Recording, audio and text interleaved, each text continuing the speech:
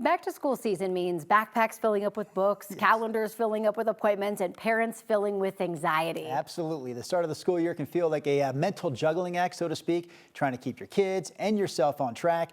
9 News parenting and mental health expert Dr. Sheryl Ziegler here this morning to talk about this. So I'd like to think that our parents probably know the answer to this question, but as a jumping off point, why do you feel like this time of the year is so filled with anxiety? Oh, yes. We all have our reasons. First of all, it feels too soon for some people, and it doesn't feel soon enough for some others. Yes.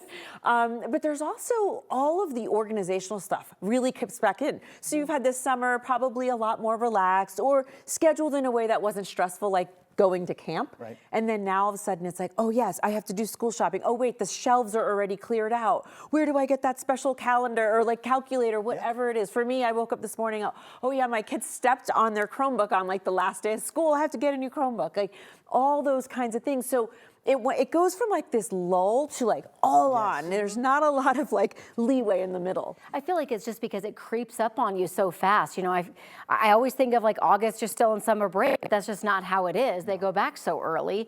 And I feel like parents being anxious can really bleed into the kids feeling anxious as well, right? Yes, and I think it feeds off of each other as well, right? So as soon as parents are starting to get anxiety, and for a kid, what they feel is probably not anxiety. They're probably feeling moodiness, more like my parent's not in such a great mood anymore, right? And like, what's wrong with them? And then the kid is also, for the most part, kids are nervous. Before the first day, they're excited, but they're also nervous. And so I think they kind of feed off of each other, but for different reasons. Theirs is usually more social, academic, homework, how to go to bed earlier. For parents, it's, oh, here we are again. Every night is booked. I'm running around. I got to make lunches, got to buy all the things. So it's different anxieties. I just think they feed off of one another. Yeah. I feel like providing helpful tips is what you do best. So I know you have some tips this morning for parents so that they don't feel like they're constantly forgetting something. Yes, and I did it myself. So there's a couple of things. A lot of times we ruminate, we just think about things, and that's all it does. It swirls in our head, and we just think, and I'm like, no, you need a system. And this is what I say to myself too. So right now, I think we all need a system. So that could be a yellow sticky note, that could be the Notes app in your phone, whatever it is. But it can't just be your brain. It can't be in your brain. That's had to be a rule starting today. And that's why this morning at 6 o'clock in the morning, I'm ordering a Chromebook. Like, there's nothing sticking in my brain. If it's in my brain, it's going somewhere. So write your list of things and get something done every day.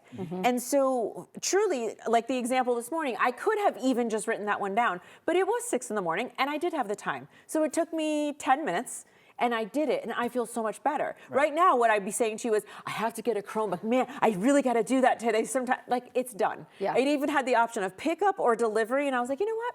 Delivery. Like, I'm not even going to pick it up, right? So just, you got to get your things out of your head, and then once you do that and you're relaxed, then you can also check in with your kid, which also truthfully helps parents. When we know our kid's okay, they're in the zone of the normal range of, you know, first day, like back to school stuff. So also it gives space to be like, okay, I did my to-do list. Now let me check in with you emotionally. So how are you feeling for the first day of 4th grade or whatever else? So I think that part is really, really important. And then just get your own schedule out and put the back to school night and put all of the key dates in, because we probably got that already. And then also for your kids' teachers, figure out, you're probably getting communications. How do they want to be communicated with, right? And so just like prep yourself. Don't wait until the day before, prep now.